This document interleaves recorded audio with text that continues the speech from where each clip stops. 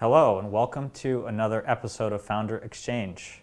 My guest today is Zach Supalla, the founder of Particle, which is an integrated IoT platform. Welcome, Zach. Thanks for having me. So tell me, what is Particle? What's the origin story? So Particle is an integrated IoT platform, which is a bunch of jargon all pulled together. What it practically means is we help businesses that manufacture and distribute some kind of physical product, some assets, some piece of equipment. We help them bring those things online and connect the physical world to the web. And so we power everything from connected hot tubs to air conditioners to scooters and bikes to pallets to methane sensors on oil rigs, huge variety of products.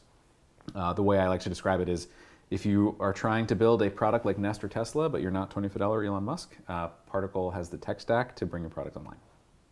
And define IoT for the audience. I'm guessing most people know what it is, but how would you define it? So, that's a great question because it has a lot of definitions. The Internet of Things. The idea behind the Internet of Things is that the technologies that we've developed over the last few decades that have allowed humans to come online in the form of PCs, smartphones, and so on, are now available to the sort of physical objects around us. I think most people's idea of what that means is smart home, is that we live in houses that are surrounded by appliances and white goods and door locks and cameras and stuff like that. And that is definitely an important subset of IoT is the smart home and the consumer aspect of it. There are also major categories that are probably arguably larger but less visible to the everyday person, which is what I would describe as connected spaces, like factory floor and building management systems that are sort of taking environments and making them connected so that the equipment within them can be connected. And then where Particle plays is mostly connected assets and equipment, which is individual devices out in the field that don't that are like machines, instruments, some kind of equipment that have value in being connected, which could be like a bike, for instance. All right. Would you consider the iPhone an IoT product? So I personally would not, but I think this is where you get into variation. I was on a panel, an IoT panel, and the guy sitting next to me was from TiVo. And we were talking about IoT, and he was talking about streaming video, and I was talking about sensors and boilers. And it was just whatever category that involves TiVo and boilers is too big of a category. So Sure. Personally, I'd say my definition, this is not necessarily the industry definition, is it have a screen? That's not IoT. That really it's about things, right? Objects, physical world infrastructure. That said, So the attribute of IoT is that it's hidden from the user in some sense. yeah. But is still a computing platform. There's just no graphical, but you may connect to it using your phone. I like to think of it this way. It's sensors and actuators. It's and we're all familiar with sensors, right? We're monitoring something about what's going on in the world. Or on the other side, actuators, right, which is the control, right? We are controlling something in the physical With world. network connectivity. Yeah. So robotics I would put squarely into IoT. Whereas screens, it's screens are not really interacting with the world. They're interacting with humans, right? We have, one of our customers makes dental compressors. The dental compressor has a screen. Right. But its primary value is not a thing that you watch YouTube on. It's that it's a compressor and it creates compressed air, and the screen is there for you to change the settings and stuff like that. Gotcha. Yeah. I think that's a good definition. There's a lot of category breakers here. I'm thinking about a connected fridge that has a screen, but it doesn't, some of the sensors are... So that's actually a really good example of what in some ways I think this is the worst part of IoT is the connected fridge where you're oh man, so it'll tell me when the temperature is, when I left the door open? No. It's got an iPad duct taped to the front and it will give you recipes. That's not a connected fridge. That's a fridge with an iPad duct. Well, I think a lot of those, we've probably met some of the same people over the years, but every company, there's a time maybe in the last 5-6 years where every large company that made any type of physical product had analysts, asking like, what are you guys doing about IoT? What is your connected product strategy? And so they would, anoint someone internally, some innovation guy. Yes. And then it's like, the result is slapping something. Right. Put a screen on it. Yeah. And then the next phase was like, okay, well then what about the subscription model on top of that? And not everything requires that. But so I think both of us have in different places. You were really early here. Mm-hmm. When I was working at Nest, you back in 2012, you thought, well, maybe there's a space for a platform to make Nest-like products for others. Yeah. But what's the real origin story of the business? So if we really go back, so 2011. When were you at Nest? 2000. If I get this wrong, you can look at my LinkedIn profile. But it was like 2012, 2013, 2014. Okay, so really, I I guess left in 2015. 2012 was actually probably when I started doing this. So like you were probably had probably just started at Nest, and this was Nest's early days, right? That was a moment when Nest started to get visible. Yes.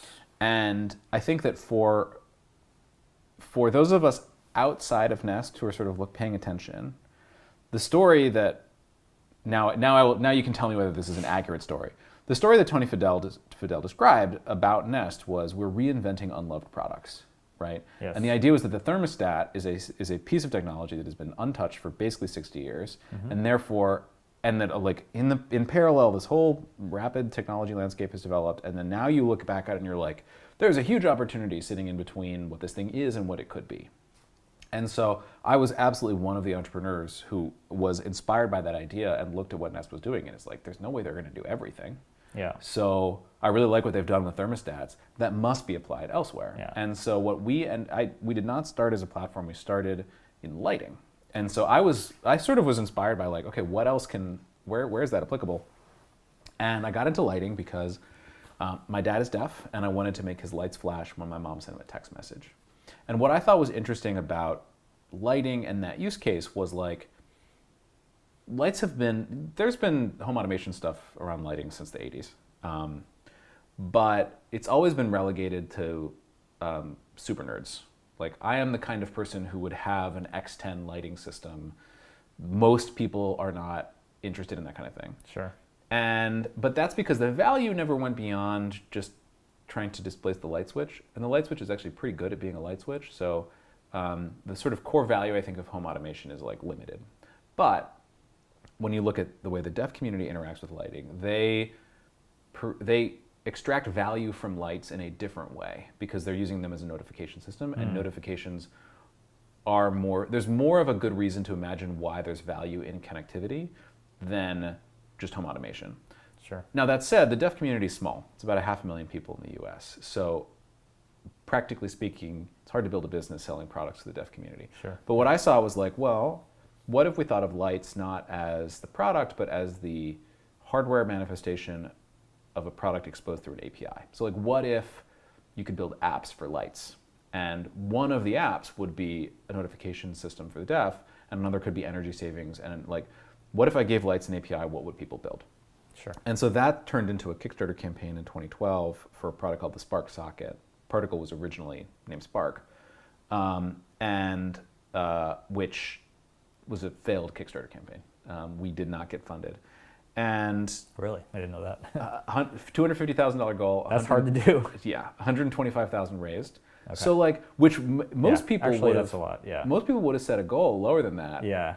But I think you've probably seen all the challenges that happen when somebody sets a goal lower than they need, and then is like, I'll figure out where to get the rest of the money later. Well, I think to be fair, back then as well, I mean, and partly because of Particle, the cost of bringing a product like this to market seemed much greater. Right. Today, you wouldn't even need $125K probably to bring a product. Right. I think that's probably true. That's probably true. So when it failed, when the Kickstarter campaign failed, we sort of were left like, okay, now what? And we were invited to join Hacks, which is an accelerator program in Shenzhen for hardware startups. And so we just sort of picked up and went to China without any, like, we're like, okay, well, somebody's bringing us to Shenzhen, so like, sure. And then we'll figure it out there. And when we were there, we were surrounded by other entrepreneurs who were building, in many cases, connected products. And everybody was building the same tech stack. And so that we got there and we're like, oh, this is interesting. And you were, just to be clear, you don't have a hardware engineering background.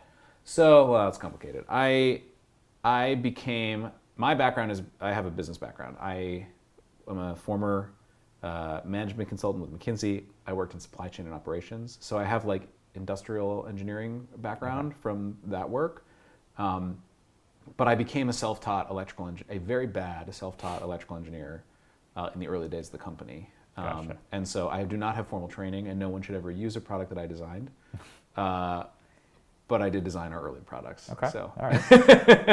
Or like Respect. the early versions of them that then a professional engineer came and improved before we shipped them. Right. So. Okay. So you were there. Everyone was building the same tech stack, and you thought this could be productized. Yeah, it sort of felt like everybody was building the same tech.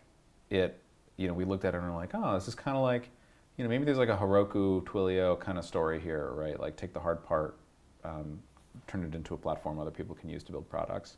Yeah. And then so we launched a second Kickstarter campaign for a development kit, because we said like, well, if people are building, where do they start? Well, they all start with building prototypes. So let's just go win prototyping, and then we'll sort of grow with our customers from there. And we launched a second Kickstarter campaign for the Spark Core, which was so named because it was the core of the socket. We just pulled the guts out and relaunched it as a development kit for building a Wi-Fi connected product. And that time we had a $10,000 fundraising goal. We raised almost $600,000. There you go. And here we are. So, I mean, going back in time, the narrative around IoT has changed a lot. And both Tesla, you gave Tesla and Nest as examples, but I think if you talk to them, I don't think they've ever used the phrase IoT to describe what they do. And maybe because it has, at least within like certain segments of tech, VC, and there's this meme account, that has like bad IoT products. Right. I've seen that. There was, back when we started the company in 2015, the market got flooded with products that were essentially everything around our house with a sensor kit and a Wi-Fi radio. And we'd have to look back at the data, but even the last time I looked at our data set from companies that had launched in 2015, like only a single digit percentage of those companies still exist today. Right. And I think it's very clear that in that kind of classical, I don't know what they call that chart with the hype cycle. Hype cycle. Yeah, and the trough of sorrow, like that happened pretty fast with consumer. And you probably experienced that firsthand as well. Maybe even found the drop off earlier. Right. Do you remember what that was like, and how did you kind of adjust the company to that? Yeah. So Particle's early, Spark at the time, Spark's early customers were typically building consumer products. There was a point where if you went to our website, you'd see like all the Kickstarter campaigns that were live at that particular moment that were all powered by us. And that was fun and exciting, and a lot of the products they were building was really cool. But what was coming was exactly what you described, right? That those products were going to be very challenged.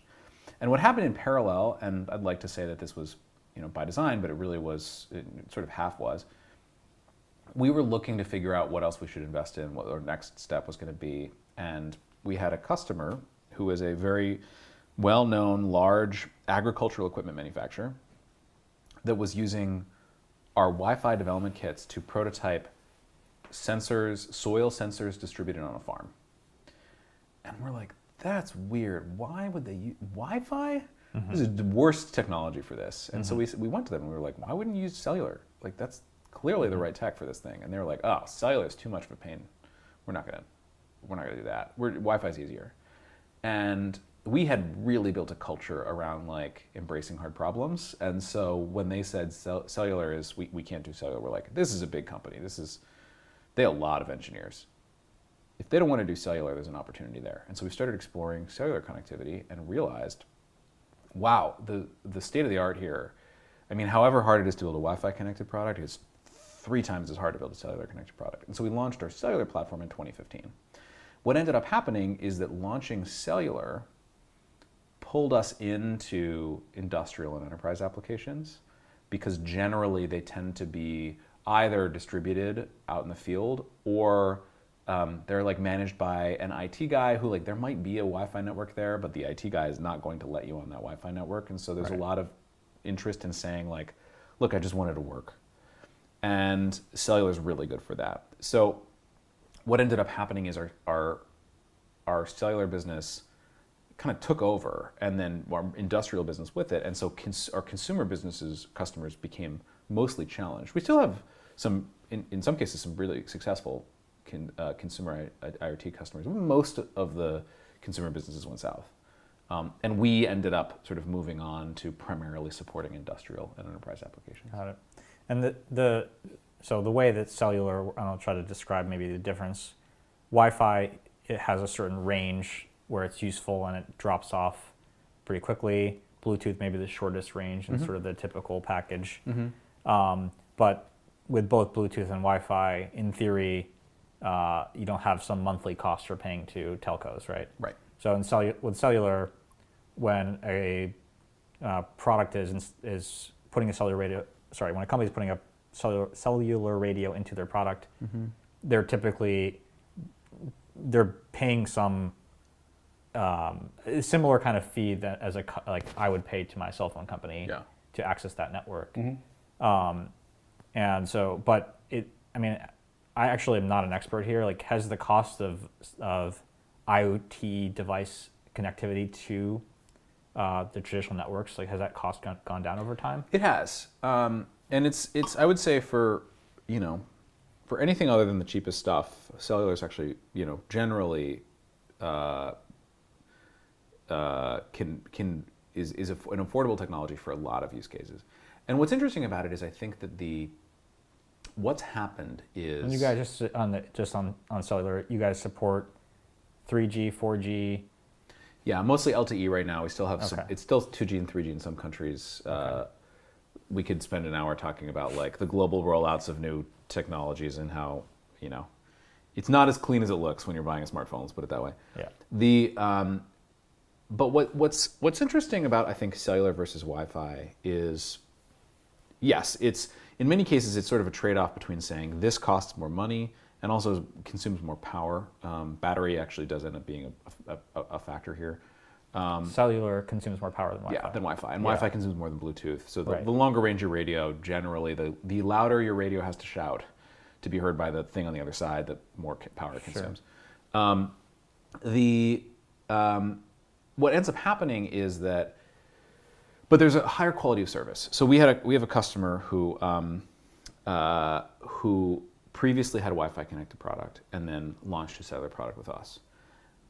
Their Wi-Fi connected product had an attach rate. The percentage of devices that were internet connected was 15%. 85% of people never actually connected it.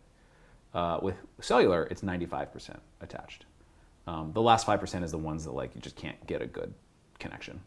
And so the question is the value of your product sufficient and the value of connectivity sufficient that you would be willing to pay a premium to go from 15% attached to 95% attached? And what ends up happening is, if the answer is yes, it's probably because you're solving a real and meaningful problem that actually has money behind it. So what we found is that like the businesses that were building cellular connected businesses generally, not always, but are often better businesses because they're basically saying like, look, I'm solving a problem that I can charge somebody like $50 a month for. Right. And so, yeah, I'm willing to spend a couple bucks a month to pay for the connectivity when, there's a free version with Wi-Fi because I want it to work and I'm willing to pay that premium. I guess like there are a lot of problems that can only be solved with cellular versus Wi-Fi. Yeah, because it just works. You don't have to get it attached to the network. Like the setup processes around Wi-Fi connected products are always really a pain. What happens if you change your Wi-Fi password or switch the router out or something like that? There's always issues there. Essentially, when it's a Wi-Fi connected product, you're asking the customer to be the network administrator, to say like, I'm going to be responsible for making sure this thing stays connected. Whereas with cellular, you're just like, it's there. Like plug it in, give it power, it's on, and then all that stuff goes away. And so as long as it's in range of a tower, you're going to get connectivity. Yeah. And for some reason, like a lot of the mesh networking ideas haven't really, it seems like this is just a better solution. The only question is cost and power, which are also being solved simultaneously at really massive scales. There's a middle space in between Wi-Fi and cellular that mesh networking is part of it. We had a mesh networking solution that was targeting that space that we pulled because it was not the tech was not solving the problem that customers wanted it to solve. But that sort of space is sort of, the common industry term is like LPWAN, low power wide area networking, is like finding the space in between. Like in terms of range, Bluetooth is person sized, Wi-Fi is house sized, cellular is nation sized, satellite is world sized. So we have these different like radios that fit different use cases, and then there's this gap, which is like, well, what about like city sized, And that's where LPWAN technologies come in. Right. And there's mesh networking, there's LoRa, there's other sort of sub-gigahertz radios. I would say that space is like interesting, but has not really been like fully figured out. Right. Things tend to like somehow fall up or down from there. But it seems, at some point though, like, like if you look at what Elon's doing with the space, was it space? Starlink, yeah. Like it's sort of telco plus mesh networking. Yeah. It's mesh networking in the sky. That seems very likely to be part of the future. I think Starlink is really cool. And I also think there's like generally, Starlink is not well designed for IoT because it requires dishy, the like big dish. Oh, I see.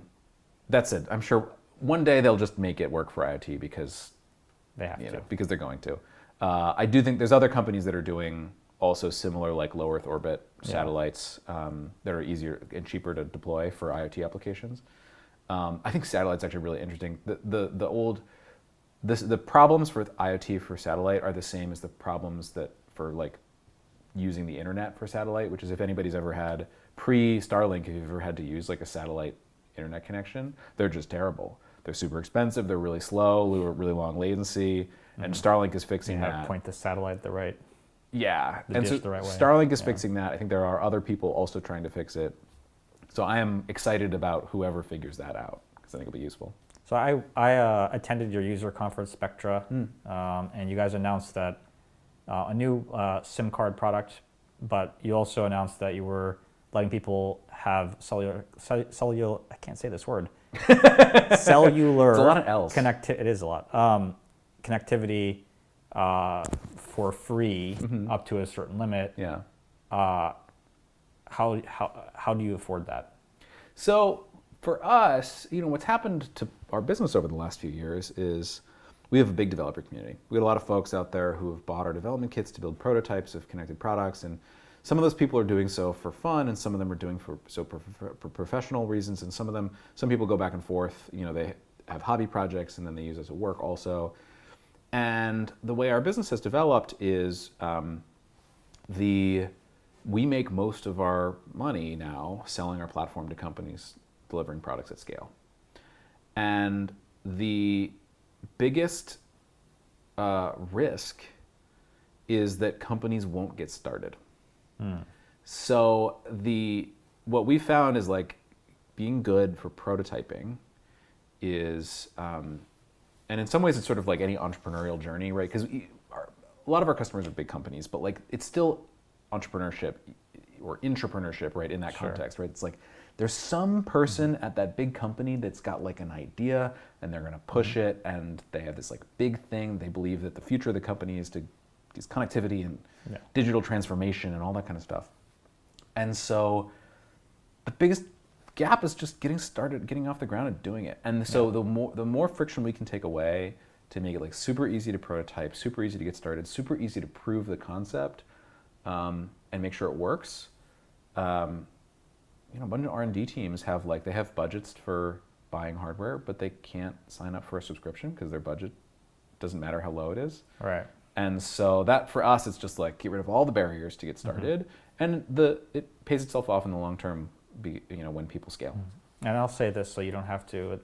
Big companies, they borrow ideas from smaller companies, right? So it's funny. When I look at a lot of our big companies, they're doing things that in many cases only they could do because for instance, like Jacuzzi is one of our customers, right? Connected hot tubs. No startup is going to like go try and build a hot tub. Maybe. We'll see. Have you met some hot tub startups? There's one coming. Okay, all right. Because like building a hot tub is hard. Like the barrier to figuring out how to like build the fiberglass There's mold, patents, there's and distributors, there's a whole. It's such a big gap, and so like But it does seem like empirically that like big companies in general in IoT, like I mean, let's maybe take like a specific example of like exercise, fitness, at home fitness. Like it seems like the traditional players were super late and just got trounced by, Peloton and Tonal and these kind of companies. Like why, like, why are big companies so slow to kind of get there sometimes? I mean, I think that because they're not using particle, obviously. Yeah, that's obviously the answer. Why is Nordic Track behind the game on fitness equipment, right? I think that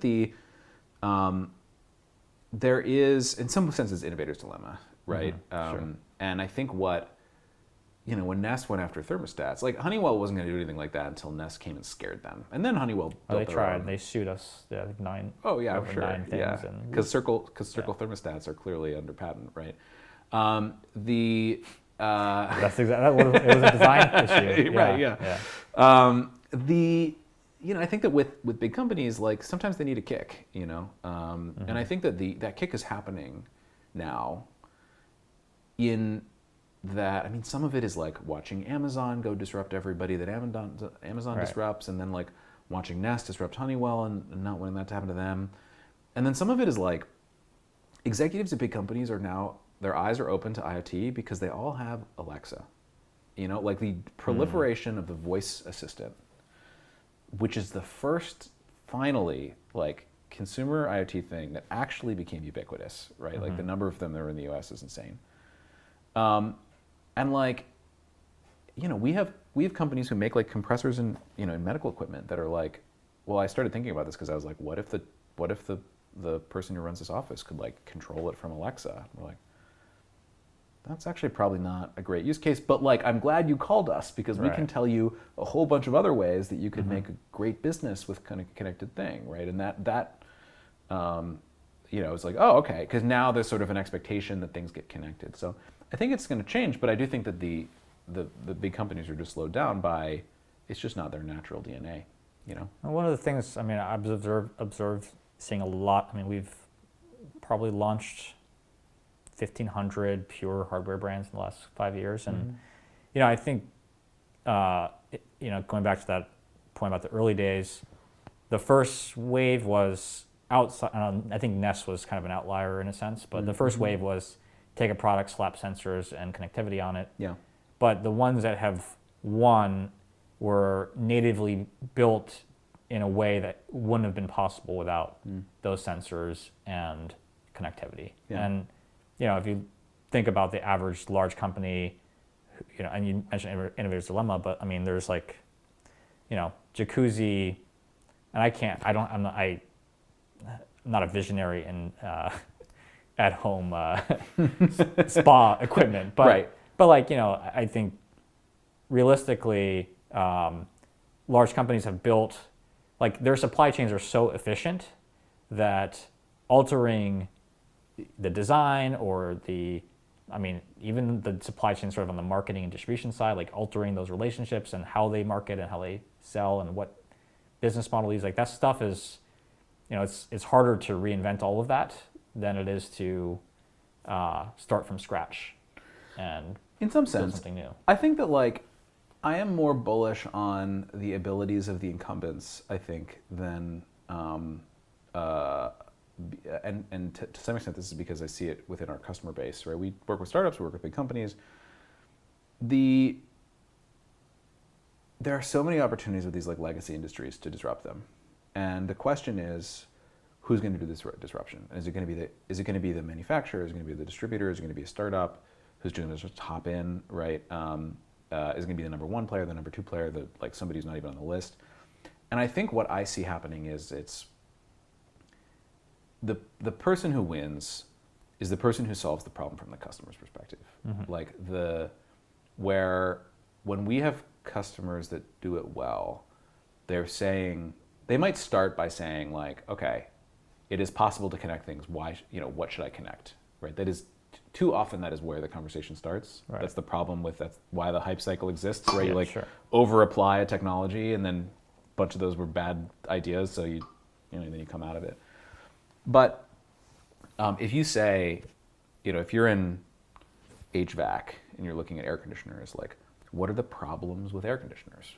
Right? What are the problems with people who have air conditioners? What are the problems they have? What are the problems that contractors who install air conditioners have? What are the problems that manufacturers? If you go solve those problems and you say, I'm going to solve them through connectivity, that's where you win. And I think that the big companies and small companies can do that. Big companies are, what they have going for them is they know the customer because they already have the business. And so if they can apply that to say, I know my customer well enough to know what the real problems are here, and that's what a startup can't know because they're not in my space.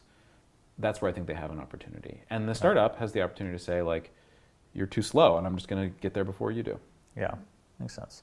Kind of switching gears, talking about building the company. I mean, one of the other things, and you've seen IoT kind of go through a wave, but in the developer tool space,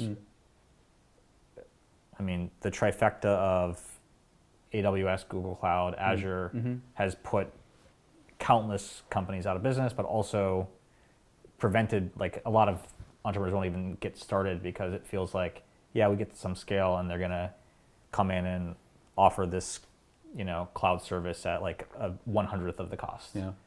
How do you think about building a moat here, and what's been your strategy? Because you've been around for almost 10 years now, right? And still going strong. So what's been the plan? I think that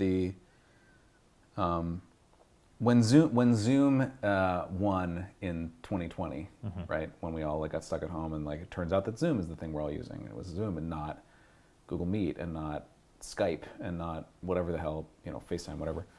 I think that it was like Zoom's moment to basically say, yeah, we won because we made the best video conferencing software. And all y'all other companies are like, video conferencing is like a thing that you do. We are just a video conferencing software, and therefore we do video conferencing better than anybody else. And I think that doesn't mean that just because it's the only thing you do doesn't mean you're going to do it better than anybody else.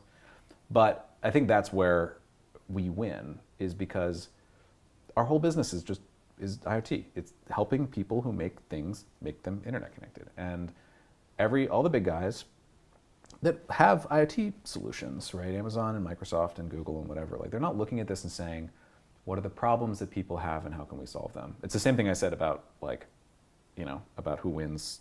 You win because you solve the customer's problem. They're looking at it and saying, how can I convince IoT companies to use the suite of AWS services? How can I convince IoT companies to use the suite of Azure services? So long as they take that approach, they don't particularly worry me. Yeah. I think people underappreciate is we both have non-network effects businesses, I would say. We probably have a flywheel slide in our deck, but between you and me, it's I have a flywheel slide. I know it's not incredible. But I think there is and I call it kind of like this the enterprise customer flywheel, where the more traction you have within a certain segment, the more your customer success and the more your entire team knows how to work with those companies, and they kind of feed the next set of customers in that space to come in. Right. So I think you guys have really built a moat in your area through just having. I mean, when companies come to you, I'm guessing they're not just coming to you for what you build, but also for what you can, how you can advise them. Yeah. What we're at the end of the day, the way I think about our value proposition is 26% of IoT products get to market successfully. 90% of Particle's customers get products to market within 12 months. We're selling success. And lots of teams have customer success organizations, and any good enterprise business has to think about their business from the sense of customer success. But if what you provide is productivity software, and I love me a good productivity software, but the business will not fail because they didn't get your product. you know. And with Particle, like, our customers are building their entire product on our platform, and so their success, it can go either way, right? They will, but we can help them fail or we can help them win. But because our customer success rates are really high, that's, you know, that to me is what we're here for. And yeah, it is like, it starts with the product, but a lot of that is it's the help, you know, it's the advice, it's the, you know, us telling, like, we talk about business models, like, okay, how are you going to build your subscription business, right? Like, what is the thing that your customers are going to be willing to pay you for? That's the reason for connecting these things. And that's what I'm often on the phone with the CEOs of our customers talking about. Right. It's part of the package. Yeah. So we're going to wrap it up. I have just one last question. I just want to ask you, tell me about what IoT product built on Particle has changed your life the most. Oh man, changed my life the most. I'm going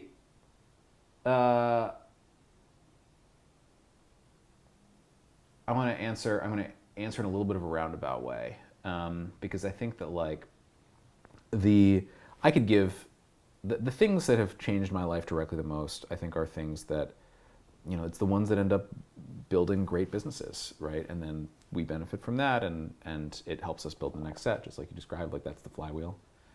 But I think that the ones that I really fall in love with are the ones that are solving a, like, real and meaningful problem in the world. Like, there's a lot of really good social impact stories that we have a program called Particle for Good that's specifically sort of supporting these kinds of use cases. And then there's other use cases that, like, are not necessarily directly social impact, but they have a very positive social impact. And so, like, the ones that some of my favorite customers that, like, have come through that program are, there's a company called Jazza Energy that uses us to do energy distribution in sub-Saharan Africa, where more people have phones than have electricity. And so, but mobile phones have totally changed the like economy and the opportunity in villages in sub-Saharan Africa. But if they don't have electricity, then the question is, how do they charge it? And so what Jazz Energy has done is they've built energy rental centers that basically rent out car batteries. And so you go to one of these huts and you rent out a battery, you take it home and you charge your phones, and then you bring it back, and they use Particle to monitor all of they have like sort of stacks of batteries in the hut, and they use Particle to sort of like remotely monitor the sort of charging of these things and get all the information back to headquarters. And it's like, you know, there's, we have a customer who uses us for prosthetic limbs that uses us to do monitoring, because what they do is for their customers, they will 3D print a new, it's for kids, and they will 3D print a new prosthetic limb as the kid grows. So it's sort of this like constantly changing design, and they use the feedback that they get, that they pull from the arm, to sort of factor into the design of the next iteration as the kid grows. And it's stuff like that where it's just like, oh man, it's not changing my life, but it's changing somebody else's. Sure. Well, that wraps it up. Thank you so much, Zach, for joining me. I learned a lot, and it's wonderful to have you on. Yeah, for sure. Thanks for having me.